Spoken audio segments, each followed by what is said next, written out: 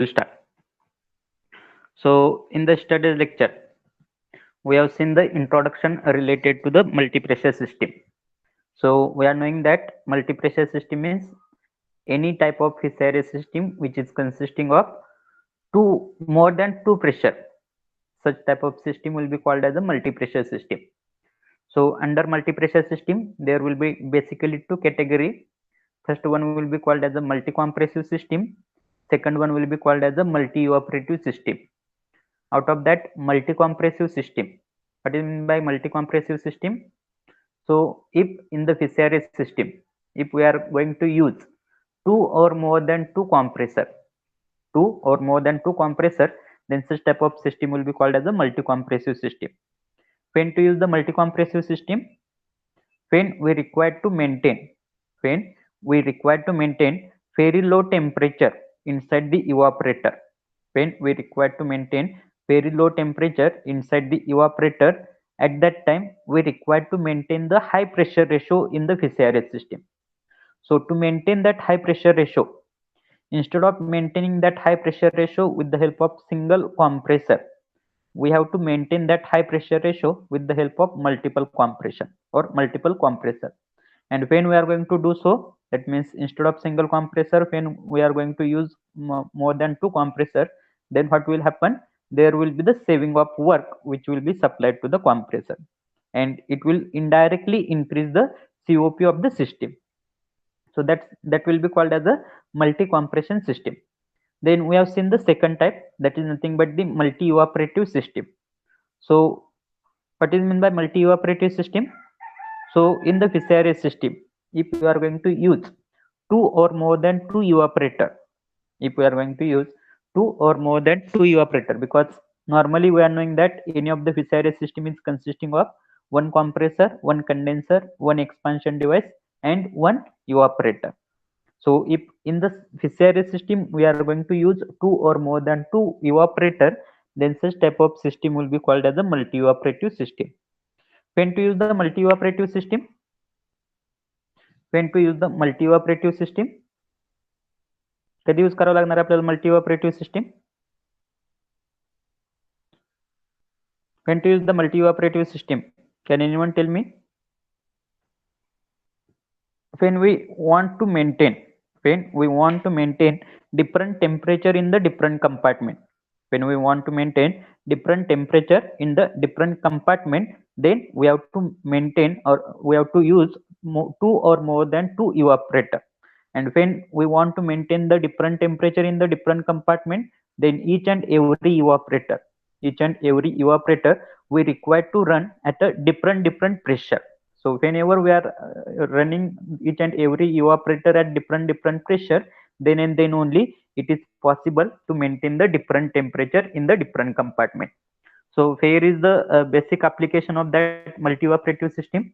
So in cold storage plant, there we require to maintain the different agricultural product at different compartment. Also in the large restaurant or five-star hotels, there we require to maintain, or there we require to preserve different type of food or food component at the different compartment. There we require the multi-evaporative system. So this is general idea related to the multi-pressure system.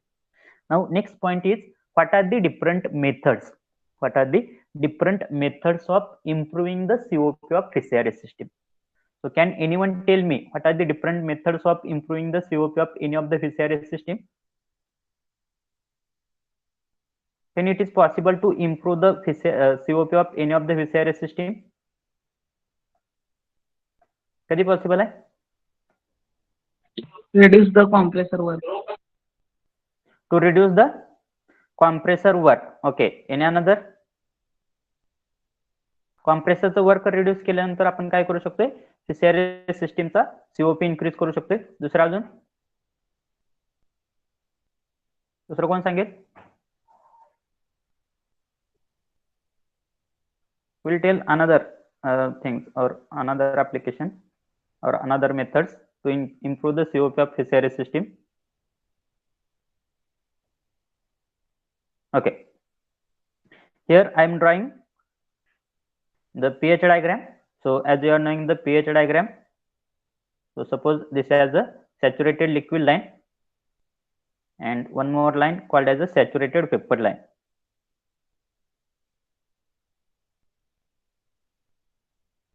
Suppose this has a saturated vapor line, and here two more lines will be there. One will be called as a evaporating pressure line, second one will be called as a condenser pressure line. Suppose this has a called as a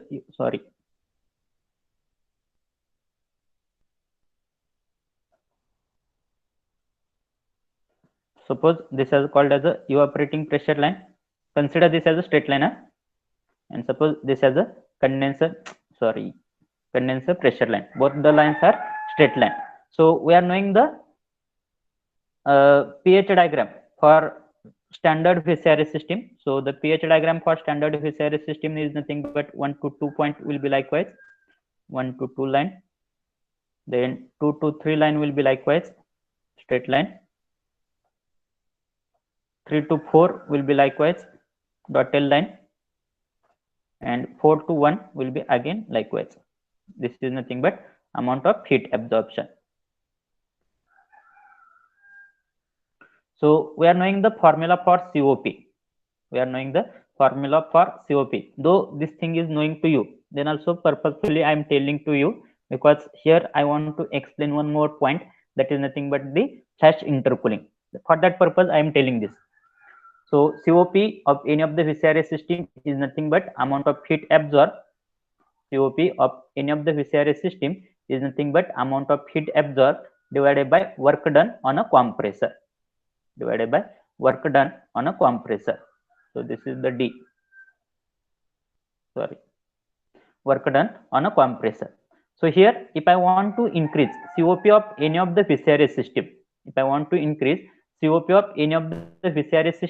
then I need to increase the amount of heat absorption. Either I should increase the amount of heat absorption, that is nothing but value of H1 minus H4. That is nothing but value of H1 minus H4, or I need to decrease the work done on a compressor. That is nothing but value of H2 minus H1. So these are the two methods by which I am able to increase the COP of any of the VCRS system. So if my aim is to increase the COP of VCRS system, then by which method I am able to increase the value of QA? So by doing the undercooling or by doing the subcooling. So in the first chapter we have seen that because of doing the subcooling, we are able to increase the COP of VCRS system, because whenever I am doing the subcooling, then value of amount of heat absorption is increases without affecting on the compressor work. So this is the first method, that is doing of subcooling or doing the subcooling at the end of condenser. That means here, instead of taking the point number 3, on a saturated liquid line, if I am going to take the point number 3 in the subcooled region, then automatically my point number 4 will become here. So here automatically value of H1 minus H4 will goes on increasing. That means because of doing the subcooling without affecting on compressor work, I am able to increase the value of COP of the VCRS system. Then second method we have seen yesterday. What was the second method? That means by reducing the work done on a compressor. How I am able to reduce the work done on a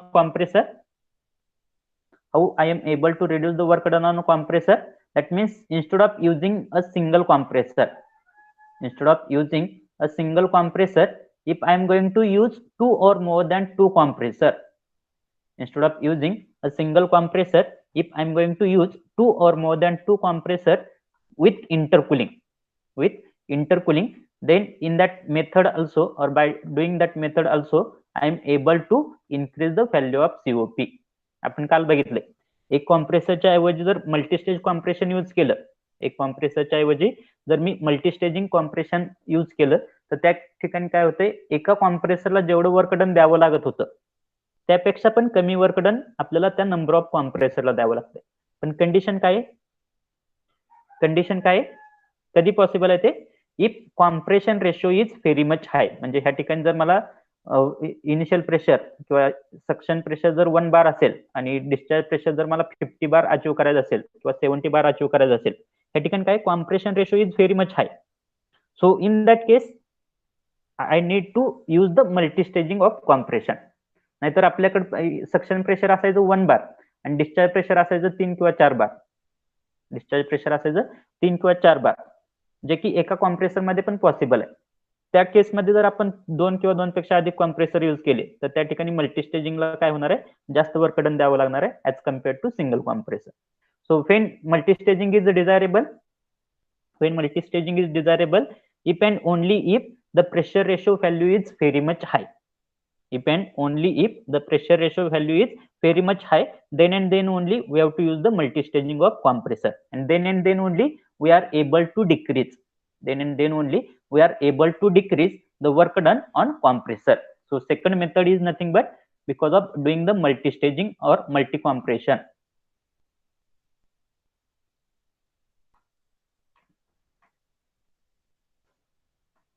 Now what will be the another method?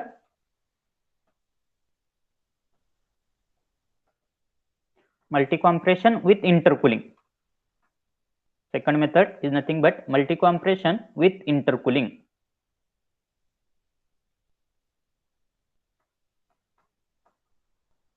आता हे multi compression with intercooling कशाला म्हणायचं ते मी थोड्या वेळाने सांगेल तुम्हाला.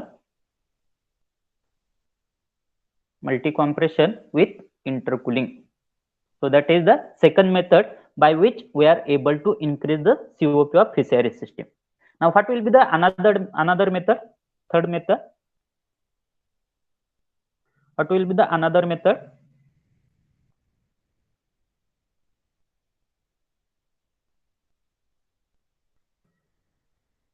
Can anyone tell me?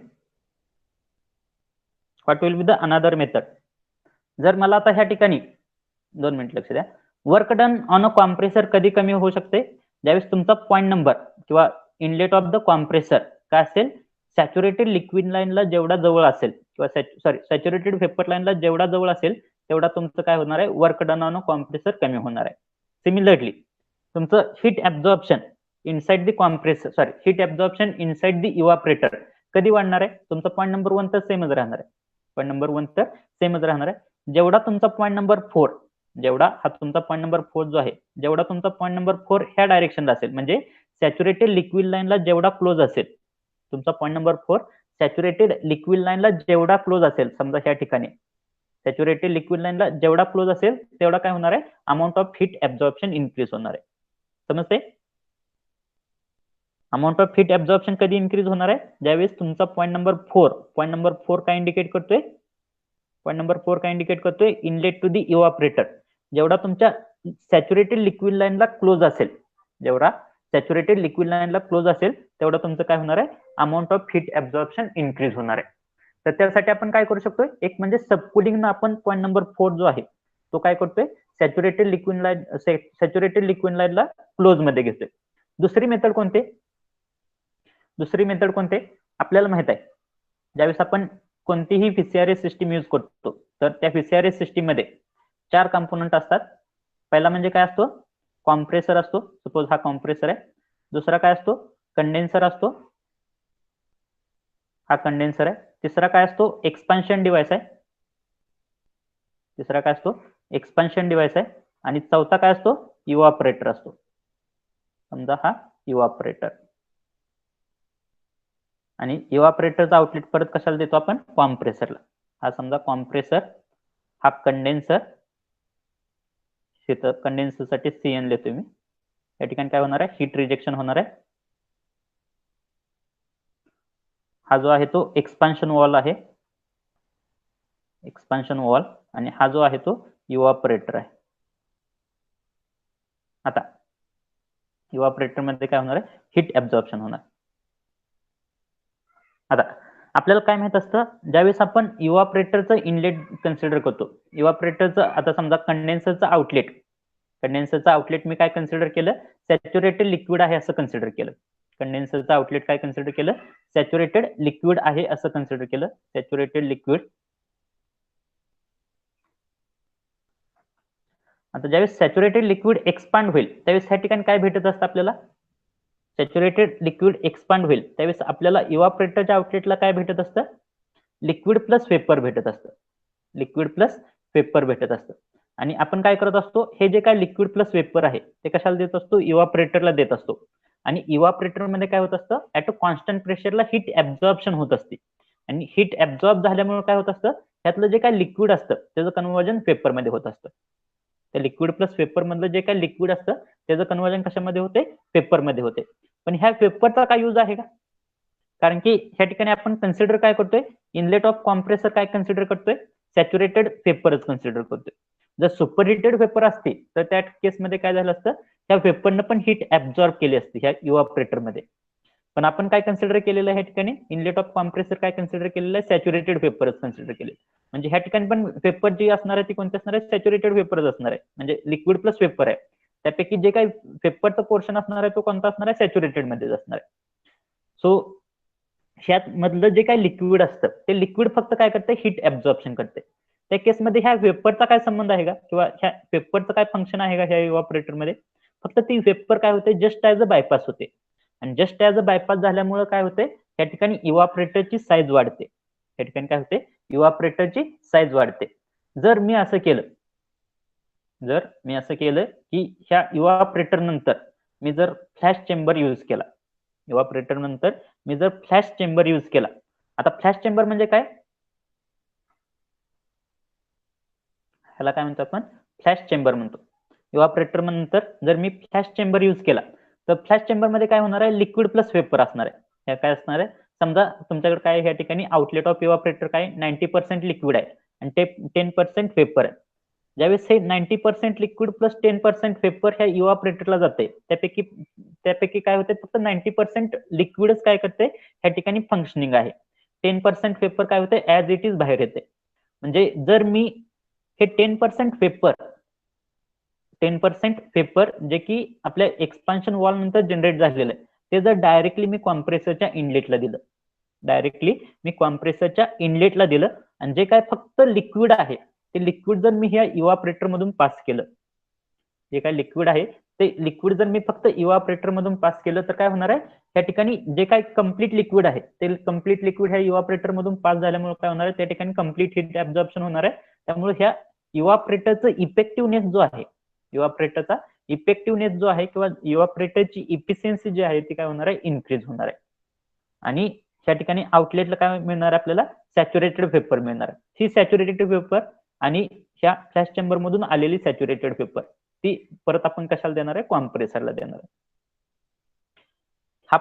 हा फ्लॅश चेंबर यूज केल्यामुळं आपण काय केलेलं आहे? ह्या ठिकाणी इव्हापोरेटरला 100% लिक्विड देतोय.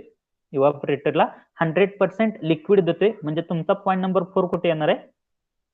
पॉईंट नंबर 4 कुठे येणार आहे? सॅच्युरेटेड लिक्विड लाईन वरती येणार आहे. सॅच्युरेटेड लिक्विड लाईन वरती येणार. जर तुम्ही फक्त एकच इव्हापोरेटर यूज करत असाल, किंवा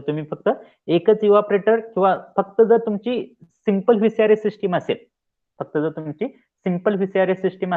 तर सिंपल व्हीसीआरएस सिस्टीम मध्ये हा फ्लॅश चेंबर यूज केल्यामुळे सीओपी वरती काही इफेक्ट होत नाही. सिंपल व्हीसीआरएस सिस्टीम मध्ये फ्लॅश चेंबर यूज केल्यामुळे सीओपी वरती काही इफेक्ट होत नाही. फक्त काय होते? त्या ठिकाणी तुमचं इव्हापोरेटरची साईज कमी होते आणि इव्हापोरेटरचा इफेक्टिव्हनेस जो आहे तो इन्क्रीज होतोय. पण जर मी ह्या ठिकाणी एक इव्हापोरेटरच्या ऐवजी 2 किंवा 2 पेक्षा अधिक इव्हापोरेटर यूज केले,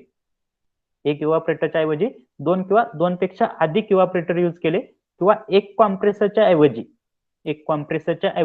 2 किंवा 2 पेक्षा अधिक कॉम्प्रेसर यूज केले तर त्या केसमध्ये काय होईल? डिफरंट प्रेशर राहणार आहे तुमच्याकडे. समजा आता मी काय केलंय? 2 किंवा 2 पेक्षा अधिक इव्हापोरेटर यूज केले किंवा 2 किंवा 2 पेक्षा अधिक काय केले? कॉम्प्रेसर यूज केले. समजा मी या ठिकाणी काय यूज केले? 2 किंवा 2 पेक्षा अधिक कॉम्प्रेसर किंवा इव्हापोरेटर यूज केले. समजा हा पहिला इव्हापोरेटर. आता ज्यावेळेस ही 3 to 4 प्रोसेस इव्हापोरेशन मध्ये होईल, 2 मिनिटं.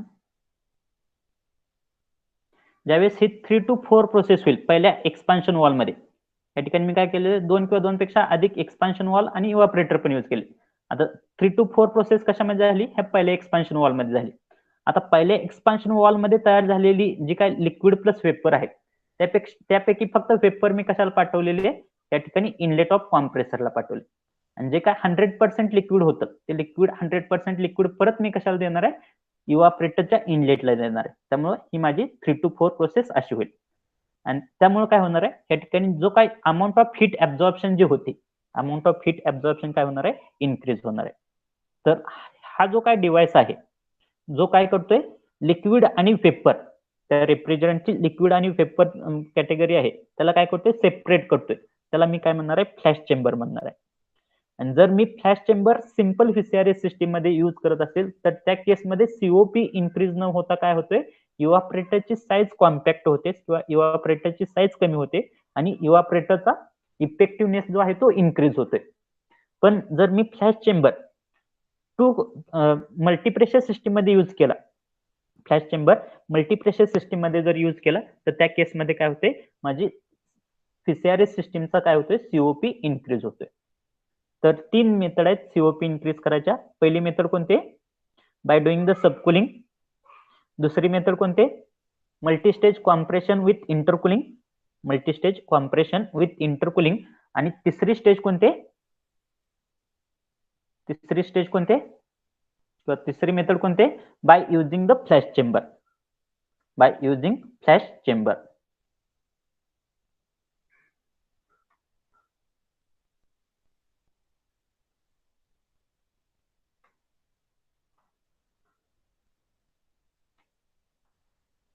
आता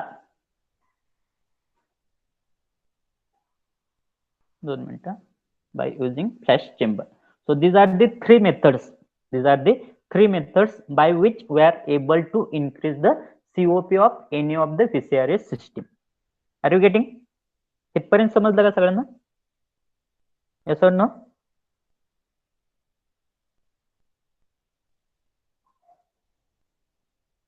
ते फ्लॅश चेंबरचं समजलं. फ्लॅश चेंबर कशासाठी यूज करतो आपण, फॉर सेपरेशन ऑफ लिक्विड आणि पेपर. जर समजलं नसेल तर काही टेन्शन घेऊ नका, कारण की पुढच्या ज्या मेथड ज्यावेळेस आपण एक्सप्लेन करेल त्या पुढच्या मेथड मध्ये आपल्याला काय येणार आहे, ते फ्लॅश चेंबरचं फंक्शनिंग वगैरे येणार आहे. त्या केसमध्ये तुम्हाला समजून जाईल, don't worry. Now here I have told you that afterwards I will tell you related to the multi compression system with intercooling. Multi-compression system with intercooling. Now, what is mean by actual intercooling?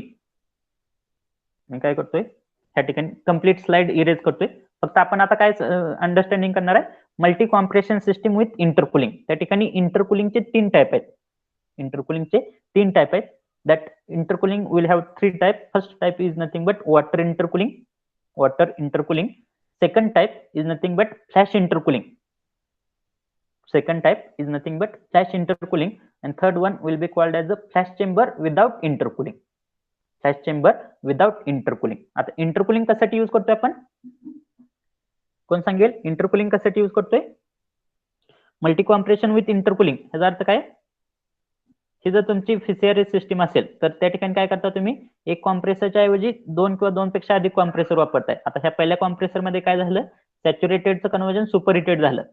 पण सुपरहिटेडचं लगेच आपण कशामध्ये conversion करत असतो, saturated मध्ये करत असतो. आणि त्यानंतर परत सॅच्युरेटेडचे सुपरहिटेड, परत त्याचं कन्वर्जन कशामध्ये करतोय, सॅच्युरेटेड वेपर, परत सॅच्युरेटेडचं सुपरहिटेड मध्ये. म्हणजे ह्या ठिकाणी सॅच्युरेटेड वेपरचं कन्वर्जन सुपरहिटेड मध्ये करण्यासाठी, सॅच्युरेटेड वेपरचं कन्वर्जन सुपरहिटेड वेपर मध्ये करण्यासाठी जे काय आपण कुलिंग मीडियम यूज करतोय, जे काय आपण कुलिंग मीडियम यूज करतोय त्याला मी काय म्हणणार आहे, इंटरकुलिंग म्हणणार आहे. आता समजा माझ्याकडे काय वॉटर इंटरकुलिंग आहे. समजा हा माझा फर्स्ट कॉम्प्रेसर आहे. This is nothing but first compressor. Suppose this is nothing but second compressor. Suppose this is nothing but third compressor. आपली एक व्हीसीआरएस सिस्टीम आहे, त्यातला हा पहिला कॉम्प्रेसर आहे, हा जो आहे तो दुसरा कॉम्प्रेसर आहे, आणि हा जो आहे तो तिसरा कॉम्प्रेसर आहे. आणि ह्या कॉम्प्रेसरच्या अगोदर आपल्याकडे काय, सपोज इव्हापरेटर आहे. हा काय आपला इव्हापरेटर आहे. आता इव्हापरेटरचं जे काय आउटलेट असणार आहे, इव्हापरेटरचं जे काय आउटलेट असणार आहे ते कशाला देणार आहे आपण, फर्स्ट कॉम्प्रेसरला देणार आहे. आता समजा या इव्हापरेटरच्या आउटलेटला आपल्याला काय प्रेशर आहे, सक्शन प्रेशर किंवा इव्हापरेटिंग प्रेशर आहे. या ठिकाणी काय आपल्याकडे इव्हापरेटिंग प्रेशर आहे. आता ह्या ठिकाणी पहिल्या कॉम्प्रेसर मध्ये ज्यावेळेस हे इव्हापोरेटिंग प्रेशर कॉम्प्रेस होईल त्यावेळेस त्याचं कन्वर्जन कशामध्ये होणार आहे, डिलिव्हरी प्रेशर 1 मध्ये होणार आहे. त्याचं कन्वर्जन कशामध्ये होणार आहे, डिलिव्हरी प्रेशर 1 मध्ये होणार आहे. आणि ह्या ठिकाणी डिलिव्हरी प्रेशर 1 म्हणजे ह्या ठिकाणी सुरुवातीला काय होती तुमच्याकडे, सॅच्युरेटेड पेपर होती. सॅच्युरेटेड पेपर ज्यावेळेस तुम्ही कॉम्प्रेस केली त्यावेळेस त्याचं कन्वर्जन कशामध्ये झालं, डिलिव्हरी प्रेशर 1 मध्ये झालं, PD 1 मध्ये झालं. पण त्याच केसमध्ये किंवा त्याच वेळेस त्याचं जे स्टेज जी आहे ती कोणती झाली, सुपरहिटेड वेपर झाली. आता मी या ठिकाणी by suitable method if I am going to cool that paper, superheated paper into saturated paper, if I am going to cool that superheated paper into saturated paper, then the method by which I am cooling that superheated paper into saturated paper, that method will be called as the intercooling method. आता समजा ह्या ठिकाणी काय झालेलं आहे, superheated paper होते. आता ह्या सुपरहिटेड पेपरला मी काय केलं, इंटरकूलर मधून पास केलं. आणि ह्या इंटरकूलर मध्ये काय केलंय मी, water as a cooling medium use केलं. तर ही जी काय इंटरकुलिंग प्रोसेस आहे, ही जी काय इंटरकुलिंग प्रोसेस आहे त्याला मी काय म्हणणार आहे, वॉटर इंटरकुलिंग म्हणणार आहे. ह्याला काय म्हणणार आहे मी, वॉटर इंटरकुलिंग. आणि ह्या ठिकाणी हे सुपरहिटेड पेपर ह्या water as a cooling medium मधून पास केल्यामुळे काय होणार आहे, या ठिकाणी सुपरहिटेड पेपरचं कन्वर्जन कशामध्ये होणार आहे, सॅच्युरेटेड पेपर मध्ये होणार आहे. सुपरहिटेड पेपरचं कन्वर्जन सॅच्युरेटेड पेपर मध्ये होणार आहे. आणि ते saturated paper having pressure as a PD1, saturated paper having pressure as a PD1 will be given to the inlet of second compressor. Inlet of second compressor. आता second compressor मध्ये काय होणार आहे, PD1 चं कन्वर्जन कशामध्ये होणार आहे, PD2 मध्ये होणार आहे. PD1 चं कन्वर्जन PD2 मध्ये होणार आहे. म्हणजे ही प्रोसेस परत काय झाली, कॉम्प्रेशनची प्रोसेस. सेकंड कॉम्प्रेसर मध्ये काय होणार आहे, PD1 चं कन्वर्जन PD2 मध्ये झालं. समजा हे प्रेशर आहे PD2. पण आता PD2 चं पण स्टेज जे आहे ती कोणती, सुपरहिटेड आहे. त्याला मला काय करावं लागणार आहे, सॅच्युरेटेड मध्ये कन्वर्ट करावं लागणार आहे. त्यासाठी परत अजून मला काय करावं लागणार आहे, या ठिकाणी water as a cooling medium use करावं लागणार आहे. Water as a cooling medium use करावं लागणार आहे. ज्यावेळेस मी या ठिकाणी water as a cooling medium use करतोय, water as a cooling medium use करतोय, त्या केसमध्ये काय होते, सुपरहिटेडचं परत कन्वर्जन कशामध्ये होते, सॅच्युरेटेड मध्ये. आणि ती परत सॅच्युरेटेड पेपर परत कशाला देतोय मी, थर्ड कॉम्प्रेसरला देतोय.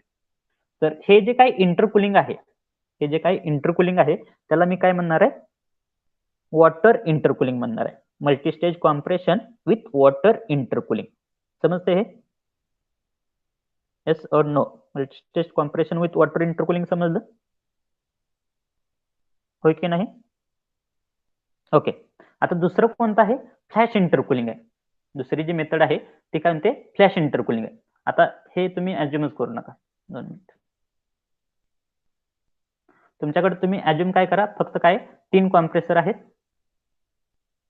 हा पहिला कॉम्प्रेसर, हा दुसरा कॉम्प्रेसर, हा तिसरा कॉम्प्रेसर. पहिल्या कॉम्प्रेसरच्या अगोदर काय असतं तुमच्याकडे, नेहमी इव्हापोरेटर असतो. पहिल्या कॉम्प्रेसरच्या अगोदर नेहमी काय असतं, इव्हापोरेटर असतं. आणि लास्टच्या कॉम्प्रेसर नंतर, लास्ट कॉम्प्रेसरचं जे काय आउटलेट असतं ते तुम्ही कशाला देत असता, कंडेन्सरला देत असता. या ठिकाणी काय असणार आहे, तुमचा कंडेन्सर असणार आहे. कंडेन्सर मध्ये काय होत असतं, हीट रिजेक्शन होत असते. आणि कंडेन्सरचं जे काय आउटलेट असतं, कंडेन्सरचं जे काय आउटलेट असतं ते कशाला देत असता तुम्ही, एक्सपान्शन वॉलला देत असता. कंडेन्सरचं आउटलेट कशाला देत असता, एक्सपान्शन वॉलला देत असता.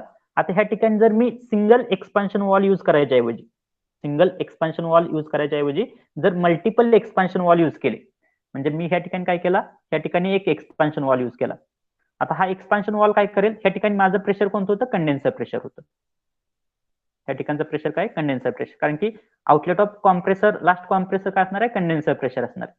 हा कंडेन्सर प्रेशर काय करेल, सॉरी हा एक्सपान्शन वॉल काय करेल, कंडेन्सर प्रेशरचं कन्वर्जन कशामध्ये होईल, डिलिव्हरी प्रेशर 2 मध्ये होईल. हा एक्सपान्शन वॉल काय करेल, कंडेन्सर प्रेशरचं कन्वर्जन डिलिव्हरी प्रेशर 2 मध्ये करेल. आणि ह्या ठिकाणी outlet of first expansion wall जो असणार आहे, या ठिकाणी जे काय आउटलेट असणार आहे, त्या आउटलेटला मला काय भेटेल, लिक्विड प्लस वेपर मिक्सचर भेटेल. वेट फॉर हिअर, या ठिकाणी काय भेटणार आहे मला, लिक्विड प्लस वेपर मिक्सचर भेटणार आहे.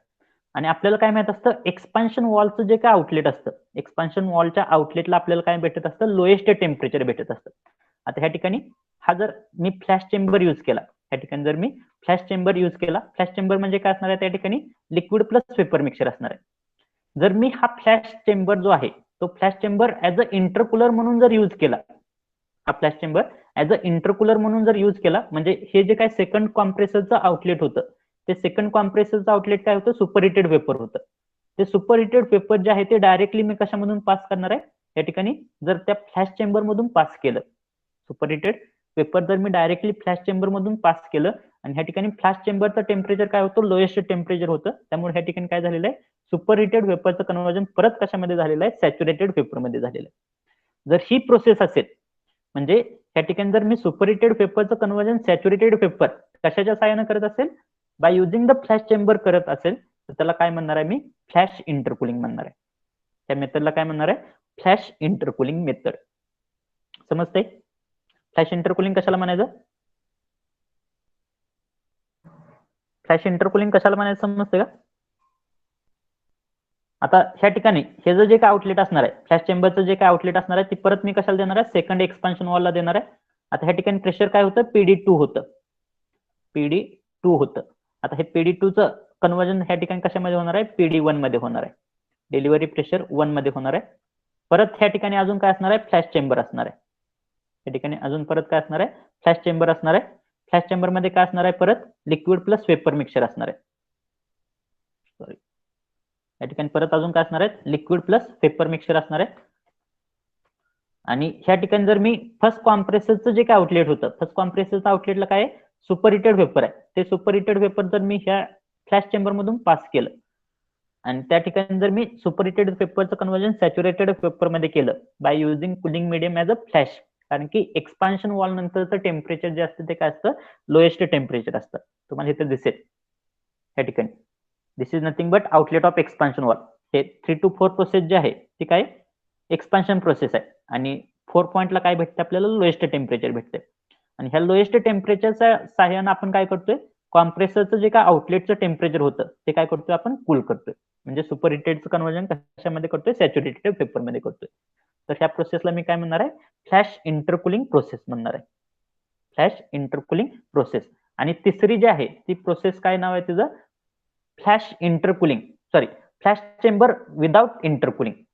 तिसरी जी प्रोसेस आहे त्याला मी काय म्हणणार आहे, फ्लॅश चेंबर विदाउट इंटरकुलिंग. ती प्रोसेस कशी असणार आहे, 2 मिनिटं सांगतो. या ठिकाणी समजा पहिला कॉम्प्रेसर, या ठिकाणी दुसरा कॉम्प्रेसर, त्यानंतर हा तिसरा कॉम्प्रेसर. लास्ट कॉम्प्रेसरचं आउटलेट जे असतं ते आपल्याकडे काय असतं, कंडेन्सर असतं. लास्ट कॉम्प्रेसरचं आउटलेट आपण म्हणजेच काय असतं, कंडेन्सर प्रेशर असतं. ते आपण कशाला देणार आहे, ह्या कंडेन्सरला देणार आहे. हा आहे आपला कंडेन्सर. तर कंडेन्सरचा आउटलेट परत कशाला देतोय आपण, एक्सपान्शन वॉलला देतोय. समजा ह्या ठिकाणी एक एक्सपान्शन वॉल वापरलेला आहे. ह्या एक्सपान्शन वॉल मध्ये काय होणार आहे, कंडेन्सर प्रेशरचं कन्व्हर्जन कशामध्ये होणार आहे, डिलिव्हरी प्रेशर 2 मध्ये होणार आहे. डिलिव्हरी प्रेशर 2 मध्ये होणार आहे. आणि ह्या ठिकाणी जर मी एक्सपान्शन फ्लॅश चेंबर यूज करत असेल, या ठिकाणी जर मी फ्लॅश चेंबर यूज करत असेल, समजा ह्या ठिकाणी मी काय केलेलं आहे, हा फ्लॅश चेंबर यूज केलेला आहे. आता ह्या फ्लॅश चेंबर मध्ये काय असणार आहे, लिक्विड प्लस वेपर मिक्सचर असणार आहे. आपल्या चेंबर मध्ये काय असणार आहे, लिक्विड प्लस वेपर मिक्सचर असणार आहे. पण मी काय केलेला, हा फ्लॅश चेंबर अशा पद्धतीने यूज केलेला आहे, ह्यातलं फक्त काय होईल, लिक्विड सेपरेट होईल आणि वेपर सेपरेट होईल. आणि ह्यातलं जे काय वेपर जनरेट झालेलं असणार आहे, ते जनरेट झालेलं वेपर मी कशाला देणार आहे, सेकंड कॉम्प्रेसरच्या इनलेटला देणार आहे, सॉरी आउटलेटला देणार आहे. सेकंड कॉम्प्रेसरच्या आउटलेटला, म्हणजे सेकंड कॉम्प्रेसर मधून जे काही सुपर हिटेड वेपर येणार होतं, ज्याचं की प्रेशर काय होतं, डिलिव्हरी प्रेशर 2. त्या डिलिव्हरी प्रेशर 2 मध्ये मी काय करणार आहे, हे जे काही PD2चं वेपर जनरेट झालेलं आहे, PD2चं वेपर जनरेट झालेलं आहे, ते फक्त वेपर मी कशाला देणार आहे, या सेकंड कॉम्प्रेसरला देणार आहे, सॉरी सेकंड कॉम्प्रेसरच्या आउटलेटला देणार आहे. हे ह्यामध्ये मिक्स करणार आहे. आणि ह्या ठिकाणी ह्या फ्लॅश चेंबरच्या आउटलेटला काय भेटणार आहे, मला फक्त सॅच्युरेटेड लिक्विड भेटणार आहे, सॅच्युरेटेड लिक्विड. ते सॅच्युरेटेड लिक्विड मी काय करणार आहे, नेक्स्ट एक्सपान्शन डिव्हाइसला देणार आहे. ते सॅच्युरेटेड लिक्विड ज्याचे की प्रेशर काय आहे, अजून PD2 आहे, PD2 हे कशाला देणार आहे, नेक्स्ट एक्सपान्शन डिव्हाइसला देणार आहे. नेक्स्ट एक्सपान्शन डिव्हाइस मध्ये काय होणार आहे, PD2चं कन्व्हर्जन परत कशामध्ये होणार आहे, PD1 मध्ये होणार आहे, डिलिव्हरी प्रेशर 1. या ठिकाणी परत काय असणार आहे, मी काय यूज करणार आहे, फ्लॅश चेंबर यूज करणार आहे. या ठिकाणी फ्लॅश चेंबर मध्ये काय असणार आहे, परत लिक्विड प्लस वेपर असणार आहे. या ठिकाणचं जे काही वेपर जनरेट झालेलं आहे ते कशाला देणार आहे, मी फर्स्ट कॉम्प्रेसरच्या आउटलेटला देणार आहे. आणि ते डायरेक्टली कशाला जाणार आहे, सेकंड कॉम्प्रेसरच्या इनलेटला जाणार आहे. प्रेशर काय असणार आहे, या ठिकाणी PD1 असणार आहे. आणि ह्या ठिकाणी फर्स्ट कॉम्प्रेसरचं पण आउटलेटचं प्रेशर काय असणार आहे, PD1 असणार आहे.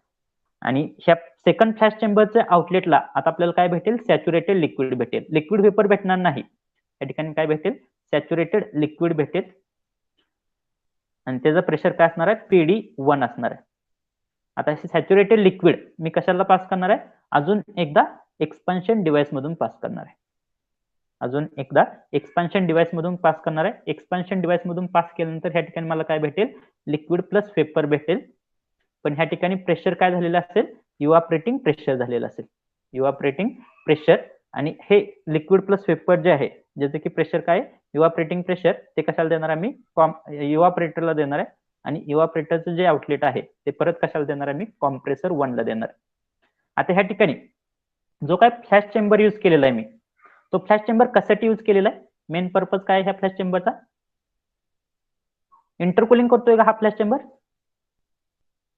फ्लॅश चेंबर हा इंटरकुलिंग करतोय का. इंटरकुलिंग करणं म्हणजे काय, जे काय कॉम्प्रेसरचा आउटलेट सुपरहिटेड वेपर असतं त्याला कूल करतोय का, हा सुपरहिटेड वेपरचं सॅच्युरेटेड मध्ये कन्व्हर्जन करतोय का, नाही. त्याचं फंक्शन काय, फक्त लिक्विड आणि वेपर सेपरेट करणं, फक्त लिक्विड आणि वेपर सेपरेट करणं हे ह्याचं फक्त काय फंक्शन आहे. त्यामुळे ह्याला काय म्हणणार आहे मी, फ्लॅश चेंबर विदाउट इंटरकुलिंग. ही जी सिस्टीम आहे त्याला मी काय म्हणणार आहे, फ्लॅश चेंबर विदाउट इंटरकुलिंग. समजते, फ्लॅश चेंबर विदाउट इंटरकुलिंग समजलं का, येस ऑर नो, त्याचा रिप्लाय द्या. काय अडचण आहे का, इथपर्यंत काय अडचण आहे का, असेल तर विचारा. इथपर्यंत काय अडचण आहे का.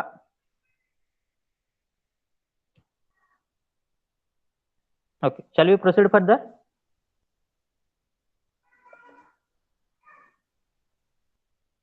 जायचंय पुढं, येस ऑर नो. ओके, आता ह्या ठिकाणी काय, हे झालं आपलं सगळं basic.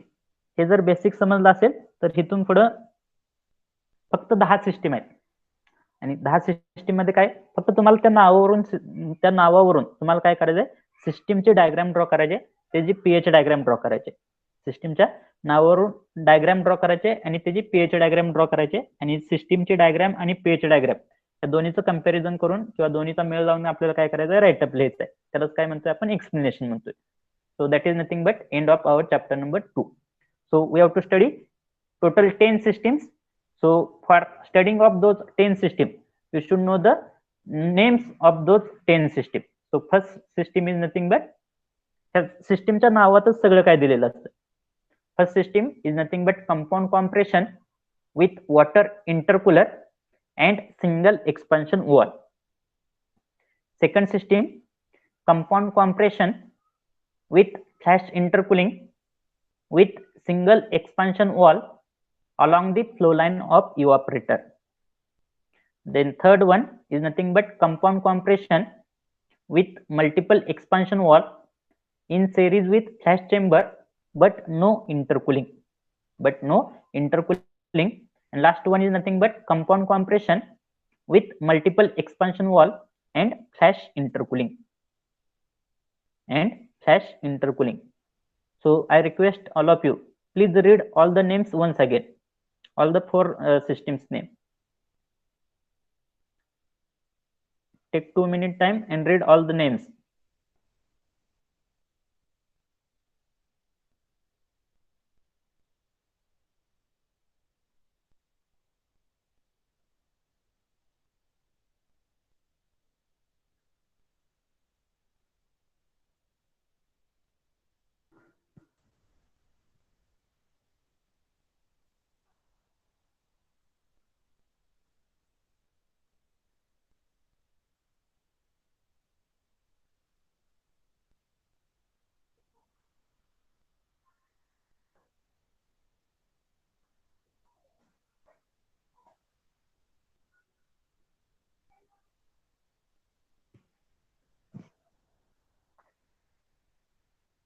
Have you read it? Have you read it? Yes or no? Okay. आता तुम्ही जर प्रत्येक सिस्टीमचं नाव जर वाचलं असेल तर पहिला वर्ड जो आहे तो प्रत्येक सिस्टीम मध्ये कॉमन दिसेल तुम्हाला. काय? Compound compression. या ठिकाणी पण कंपाऊंड कॉम्प्रेशन आहे, या ठिकाणी पण कंपाऊंड कॉम्प्रेशन आहे, ह्या ठिकाणी पण कंपाऊंड कॉम्प्रेशन आहे आणि ह्या ठिकाणी पण काय कंपाऊंड कॉम्प्रेशन. आता मल्टी कॉम्प्रेशन सिस्टीम मध्ये कॉम्प्रेशनच्या बाबतीत तुम्हाला कुठली जरी सिस्टीम असेल तर दोन वर्ड ऐकता येतील, एक म्हणजे इंडिव्हिज्युअल कॉम्प्रेशन आणि दुसरं म्हणजे कंपाऊंड कॉम्प्रेशन. एक म्हणजे इंडिव्हिज्युअल कॉम्प्रेशन आणि दुसरं म्हणजे कंपाऊंड कॉम्प्रेशन. आता त्यापैकी इंडिव्हिज्युअल आणि कंपाऊंड कॉम्प्रेशनचा फरक काय? जर समजा तुमच्याकडे मल्टी कॉम्प्रेशन सिस्टीम आहे, काय तुमच्याकडे मल्टी कॉम्प्रेशन सिस्टीम आहे, समजा तुमच्याकडे काय 3 कॉम्प्रेसर आहेत, हा पहिला कॉम्प्रेसर, हा दुसरा कॉम्प्रेसर आणि हा समजा तिसरा कॉम्प्रेसर. पहिल्या कॉम्प्रेसरच्या अगोदर आपल्याकडे काय असतं? नेहमी इव्हापरेटर असतो. पहिल्या कॉम्प्रेसरच्या अगोदर आपल्याकडे काय असतो? नेहमी इव्हापरेटर असतो आणि लास्टचा जो कॉम्प्रेसर आहे त्यानंतर नेहमी काय असतो? आपल्याकडे कंडेन्सर असतो. त्यानंतर काय असतो? कंडेन्सर असतो. म्हणजे इव्हापरेटरचं जे काय आउटलेट असतं ते नेहमी कशाला जात असतं? आपल्या पहिल्या कॉम्प्रेसरला जात असतं. इव्हापरेटरचं आउटलेट नेहमी कशाला जात असतं? पहिल्या कॉम्प्रेसरला जात असतं. आणि लास्टच्या कॉम्प्रेसरचं आउटलेट जे आहे, लास्टच्या कॉम्प्रेसरचं जे काय आउटलेट आहे ते नेहमी कशाला जाणार आहे? आपल्या कंडेन्सरला जाणार आहे. नेहमी कशाला जाणार आहे? कंडेन्सरला जाणार आहे. आता कंपाऊंड कॉम्प्रेशन आणि इंडिव्हिज्युअल कॉम्प्रेशन या दोन्ही मधला बेसिक फरक काय? ज्यावेळेस कंपाऊंड कॉम्प्रेशन असेल त्यावेळेस काय असतं? नेहमी outlet of first compressor, outlet of first compressor is always given to the inlet of second compressor and outlet of second compressor is always given to the inlet of third compressor. जर पहिल्या कॉम्प्रेसरचं outlet ह्या ठिकाणी तुम्ही intercooling use करू शकता किंवा flash intercooling use करू शकता. म्हणजे ही जी लाईन आहे ती कशा थ्रू पास करू शकता? तुम्ही फ्लॅश चेंबर थ्रू सुद्धा पास करू शकता. जर ह्या ठिकाणी जर तुमचा फ्लॅश चेंबर असेल, समजा ह्या ठिकाणी फ्लॅश चेंबर आहे आणि हीच लाईन तुम्ही काय केली? तुमच्या फ्लॅश चेंबर थ्रू पण पास केली, पण ह्या ठिकाणी डायरेक्टली हे जे काय रिप्रेझेंट आहे ते तुम्ही फ्लॅश चेंबरला देताय का? देत नाही. तुम्ही काय करताय? हे फक्त पास करताय. म्हणजे ह्या ठिकाणी इनडायरेक्टली काय झालं? पहिल्या कॉम्प्रेसरचा आउटलेट जे आहे ते सेकंड कॉम्प्रेसरला दिलं, सेकंड कॉम्प्रेसरचा आउटलेट जे आहे ते थर्ड कॉम्प्रेसरला दिले, थर्ड कॉम्प्रेसरचा आउटलेट डायरेक्ट कशाला दिले? कंडेन्सरला दिले. जर अशी सिस्टीम असेल तर त्याला मी काय म्हणणार आहे? कंपाऊंड कॉम्प्रेशन म्हणणार आहे. तर ह्या सिस्टीमला काय म्हणणार आहे मी? Compound compression.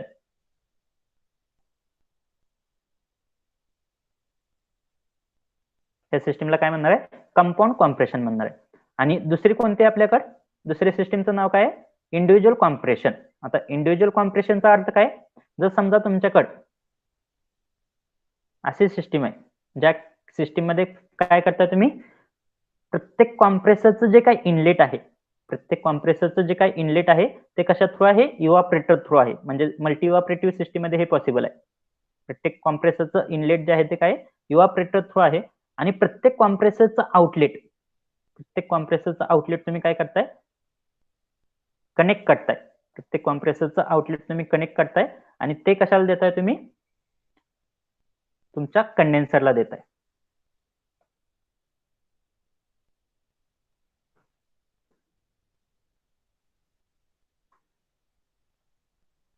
ही जी सिस्टीम असणार आहे त्याला काय म्हणणार आहे मी? इंडिव्हिज्युअल कॉम्प्रेशन सिस्टीम म्हणणार आहे. कंपाऊंड कॉम्प्रेशन आणि इंडिव्हिज्युअल कॉम्प्रेशन. कंपाऊंड मध्ये काय केलं होतं मी? कंपाऊंड कॉम्प्रेशन मध्ये काय केलं होतं मी? पहिल्या कॉम्प्रेसरचं जे आउटलेट होतं ते कशाला दिलं होतं? सेकंड कॉम्प्रेसरच्या इनलेटला दिलं होतं. सेकंड कॉम्प्रेसरचं आउटलेट आहे ते थर्ड कॉम्प्रेसरच्या इनलेटला दिलं होतं. त्याला काय म्हणत होतो मी? कंपाऊंड कॉम्प्रेशन म्हणत होतो. पण इंडिव्हिज्युअल कॉम्प्रेशन मध्ये काय करतोय? कोण सांगेल? इंडिव्हिज्युअल कॉम्प्रेशन मध्ये काय करतोय? प्रत्येक कॉम्प्रेसरचं जे काय आउटलेट आहे, प्रत्येक कॉम्प्रेसरचं आउटलेट काय येते? फक्त एकाच पॉइंटला येते. बघा तुम्ही, तिन्ही कॉम्प्रेसरचं आउटलेट एकाच लाईनला आलेलं आहे आणि प्रत्येक कॉम्प्रेसरचं जे काय इनलेट आहे ते काय? इव्हापरेटरचं आउटलेट आहे. त्याला काय म्हणणार आहे मी? इंडिव्हिज्युअल कॉम्प्रेशन म्हणणार आहे. समजतंय? कंपाऊंड कॉम्प्रेशन आणि इंडिव्हिज्युअल कॉम्प्रेशन दोन्हीतला फरक समजला सगळ्यांना? येस और नो? होय की नाही? ओके. आता दुसरा जर वर्ड बघितला तुम्ही या ठिकाणी,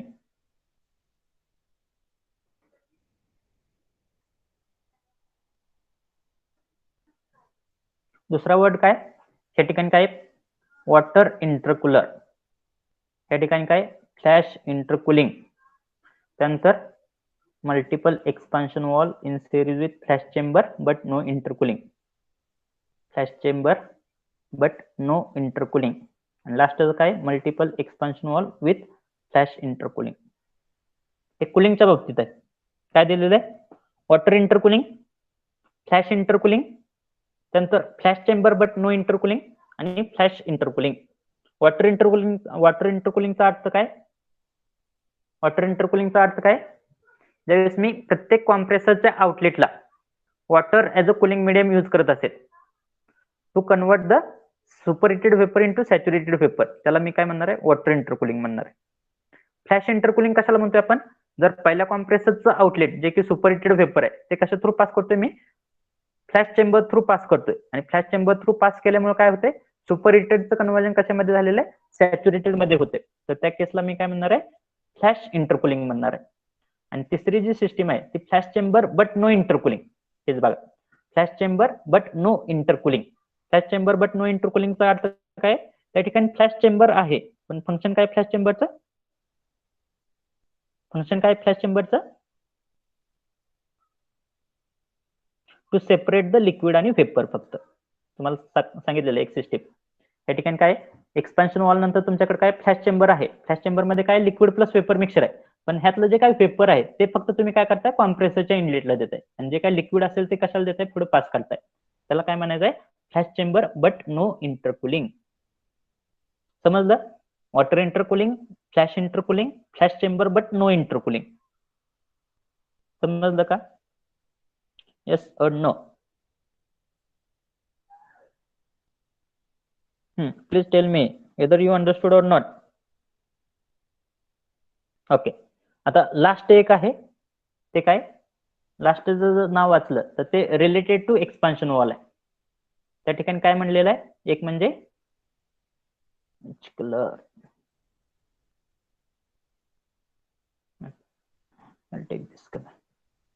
या ठिकाणी जर बघितलं तर काय single expansion valve. Single expansion valve या ठिकाणी काय single expansion valve along the flow line of evaporator. या ठिकाणी काय multiple expansion valve in series. Multiple expansion valve in series. Last काय multiple expansion wall.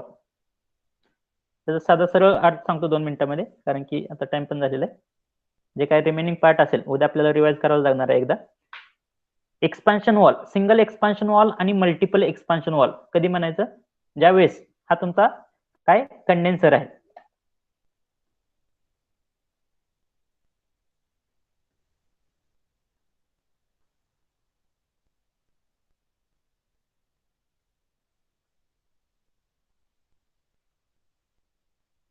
Weight for 1 minute. हा जो आहे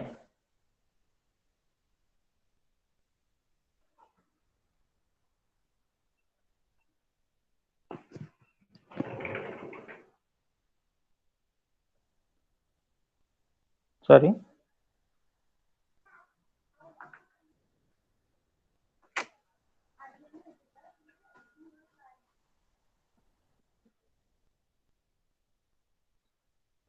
hello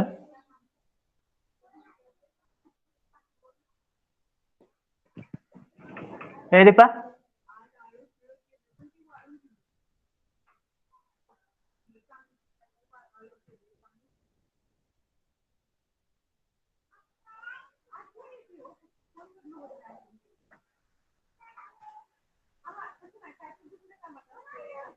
Hello, whether my voice is clear?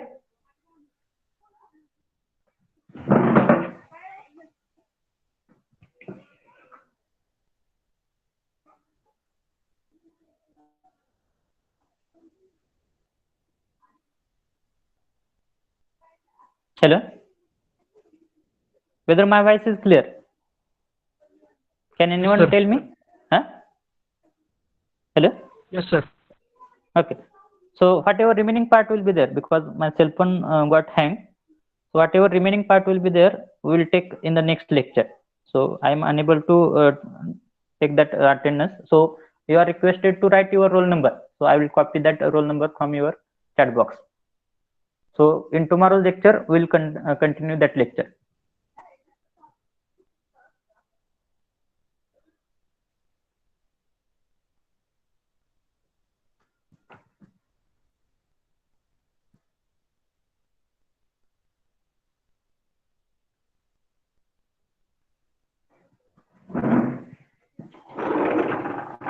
फोनला केलायचं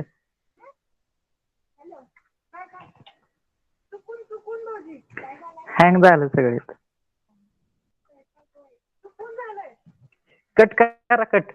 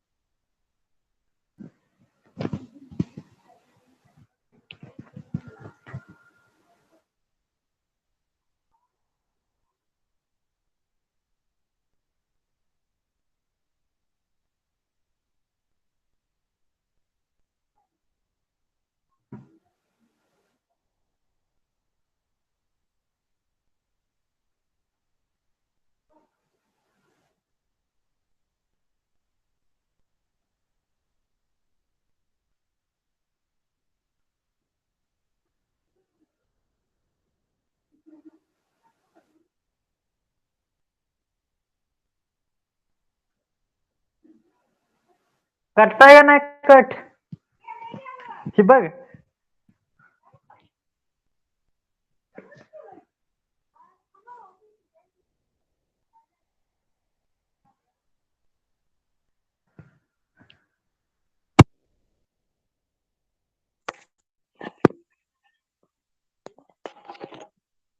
सगळी cut करून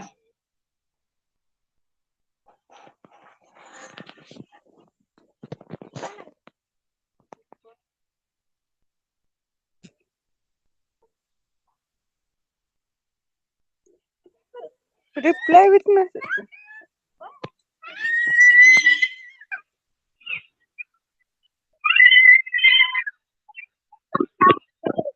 हॅलो कसला फोन आहे भाऊजींचा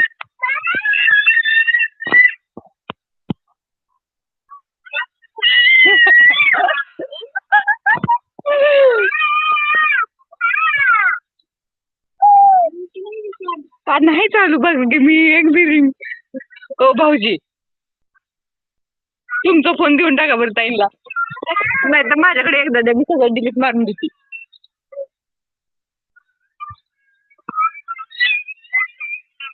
करा बरं कॉल करा आता मग भाऊजींना कराच कॉल बघू काय होतंय आला नसताना कॉल दाखवते याच्यावर